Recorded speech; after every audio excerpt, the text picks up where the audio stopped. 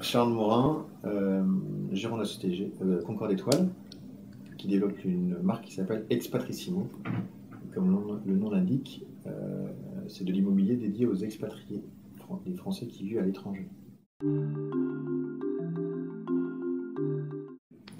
Alors, le constat est assez simple, c'est que les expatriés veulent acheter en France des biens immobiliers pour plusieurs raisons. Ou parce qu'ils reviennent en France et donc ils ont besoin de leur résidence principale, ou ils ont des enfants qui reviennent faire leurs études en France et donc ils ont besoin de pied-à-terre, ou ils veulent tout simplement sécuriser leurs avoirs étrangers et donc investir sur un marché qui est plutôt sain, qui est l'immobilier français.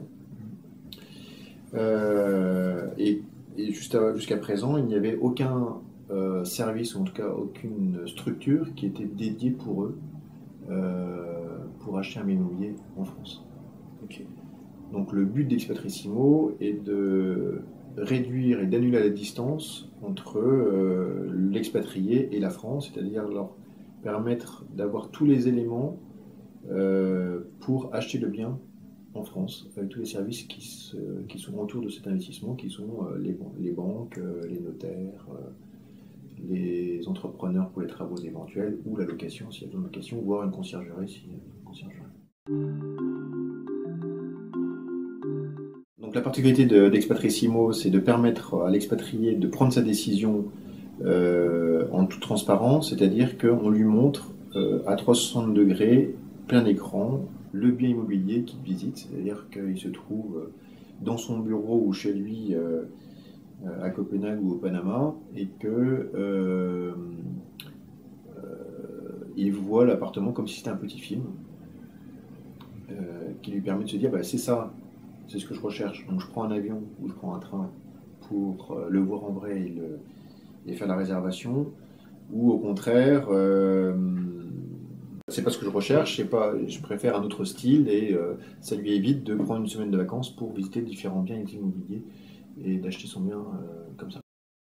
Tout ça se fait via un site internet, mais où l'humain est très important, c'est-à-dire qu'il y a forcément un contact par Skype, par MSM, par téléphone, par caméra, avec l'expatrié. C'est-à-dire que pour un achat d'un bien immobilier de 200, 300, 1 million ou 4 millions d'euros, l'humain est primordial et donc il y a réellement une personne qui va s'occuper de son achat. Alors d'aujourd'hui, je suis à la phase de lancement. J'ai fait mes études de marché. J'ai déjà fait des ventes de biens immobiliers à des expatriés qui varient de 200 à 1 million d'euros. L'étude de marché montre qu'il y a une réelle attente des expatriés.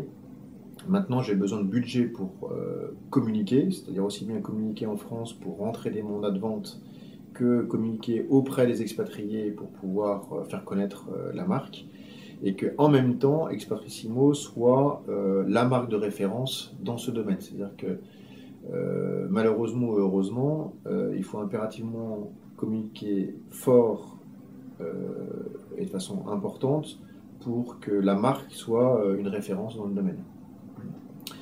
Donc la problématique de levée de fonds, c'est que généralement ce n'est pas assez technologique, donc il n'y a rien d'innovant à part le concept et le fait de rassembler différents services sur un même lieu, sur un même endroit, une nouvelle façon de vendre des biens immobiliers, mais c'est pas assez innovant dans le sens technologique, et du coup j'ai du mal à trouver des fonds pour ça. C'est réellement un nouveau concept d'achat d'un bien immobilier.